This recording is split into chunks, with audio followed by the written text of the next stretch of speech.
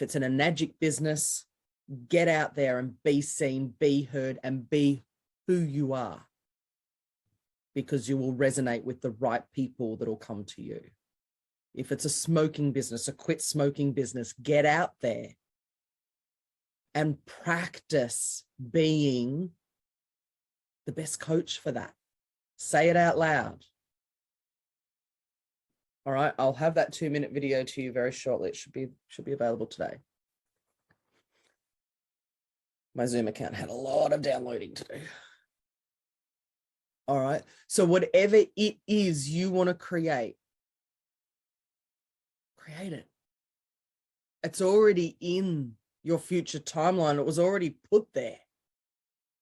You are already 50 million steps ahead of anyone else who hasn't had this work done with them. You guys saw it, felt it, heard it in your future timeline.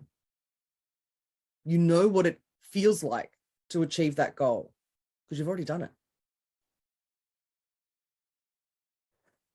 So whether it be priming, whether it be meditation, whether it be whatever it is, make sure you keep doing those steps daily. There's a reason we did priming daily, was to get you into the habit of doing something each day as an intention before you start the do.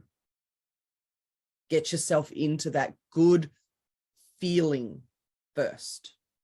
So that way everything you do is congruent. Everything you do is in alignment because you're in the right place for it, emotionally speaking. But the steps need to be done. I don't care how busy life gets. I don't care how distracted you get from everything else in your life. I guarantee if you have time to be on level 947 in Candy Crush, you have time to make your dreams come true. We all get distracted. We all have other shit on. I get it. But make sure you are the priority in your life. That you are the absolutely number one in your life, because you are worth it. And so are all those beautiful souls that you're going to help. You didn't invest 14 days and a shit ton of money to be here and then just park it on the shelf. All right. Do something with it.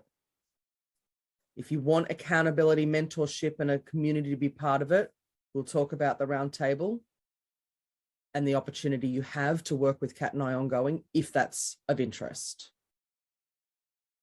Okay. But regardless of what your future decisions are, you have everything you need to get out there and make something great happen. And even if it's just for yourself, it is your duty and responsibility to make sure that happens. You were put on this planet for a purpose, and you've spent the last 12 days so far figuring that out. And I'm sure you had major revelations during your breakthrough. Even big soaring birds come and visit you. I don't see how else you could have a bigger sign.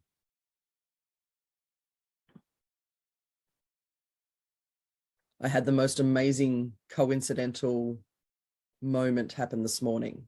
I hadn't even got out of bed yet, and the phone was ringing. And I just thought to myself, oh yeah, someone's broken themselves. What do they need? And Keith was already up. He'd taken my daughter to the train station this morning. So he was already up, and he came in. He goes, I just had a phone call from someone.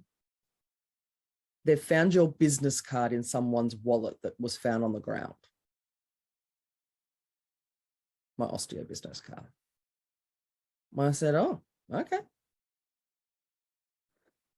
And he said to me that the wallet belongs to a Thomas, gave me a surname.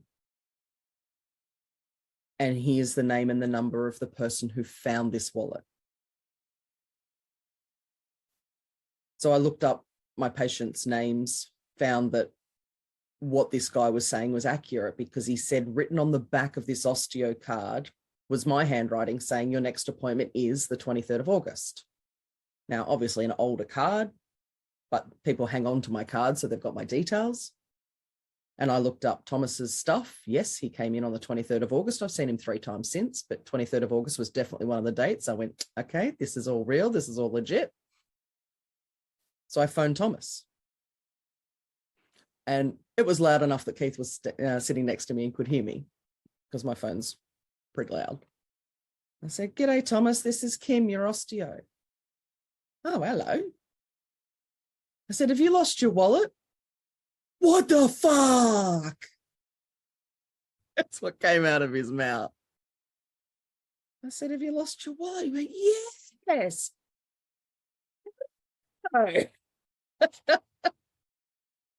I said, "We've had a good Samaritan, and apparently you have my business card in your wallet."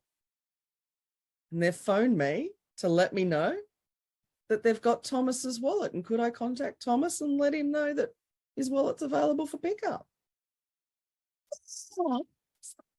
When you went, "Oh, sorry, swearing," that you go right ahead, Thomas.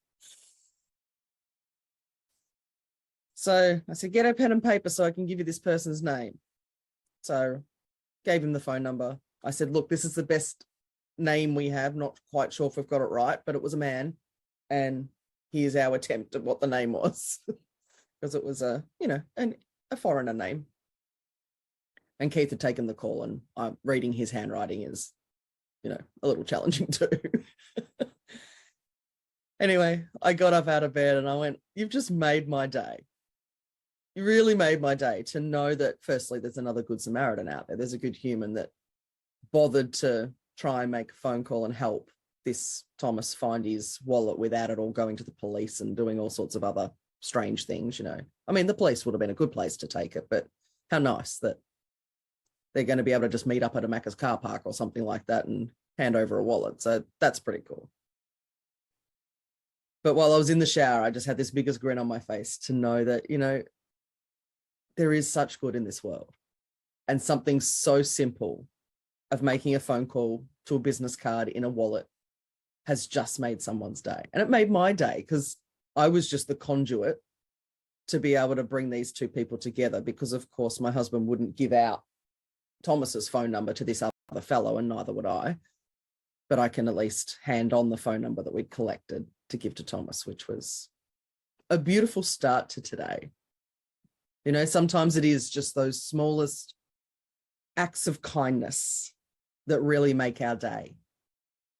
I feel like sometimes we're looking for the really big things in life as if it's going to be the life-changing, big bang or something like that, when it was just a little act of kindness that made such a difference to all of us that were involved.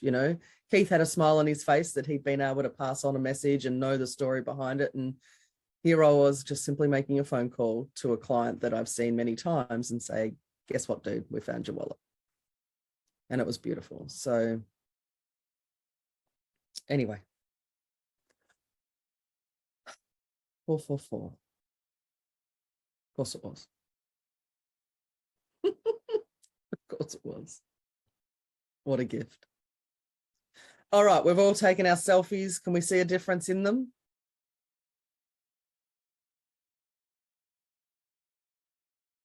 Yeah. Mine's the 222. 222 comes out at me all the time, which is abundance and being on the right path.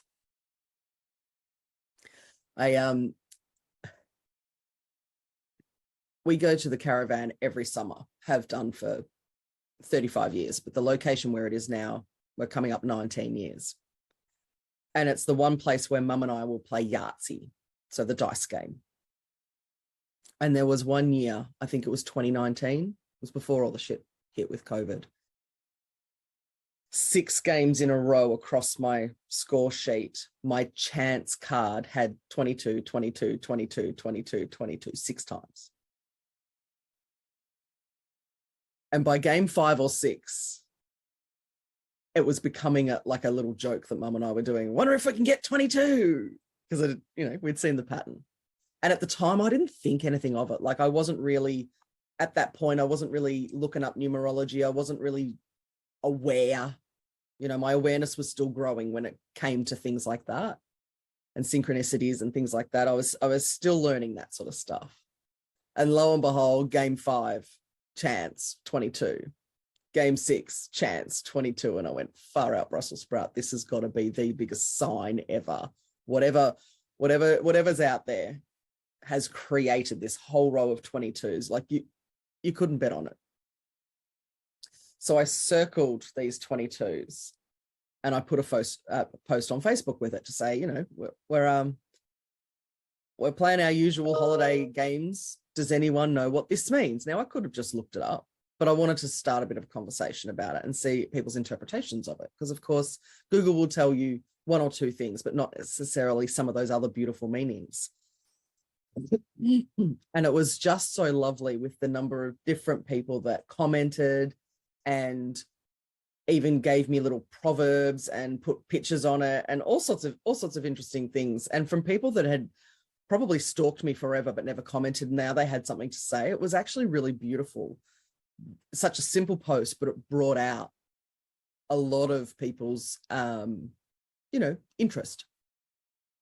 And one of my beautiful girlfriends, who we used to live next door to each other in our first married home, we then, when we moved house to where we are now, I'm in number 76, she was in 46. So even after we both moved suburbs, we ended up in the same street. She now lives in another place, but we still keep in contact. She's all into numerology and Reiki, and she draws very intuitively and all that sort of stuff. Anyway, she put something on there to go, and she never comments on anything, mind you. She's one of those very introverted, silent people in the background. And she commented. So I went, oh, I've really triggered something in her. This is cool. For her to comment, this is pretty damn cool. And she'd put this proverb or something on this, an image and something to do with the angel numbers and stuff like that. And it just hits me, like it lands really deep, that she went completely out of her comfort zone to comment on my post. Because other than happy birthday, Kim, on my birthday, she's never, ever written anything on Facebook for my stuff. And I post a lot. I'm not secret on Facebook, but she never comments. And she did on this one. And she put this angel card. And it was about the, whatever you're doing right now, keep going, you're on the right track. And it was all about being the right track. And a couple of other people had put something along the right track.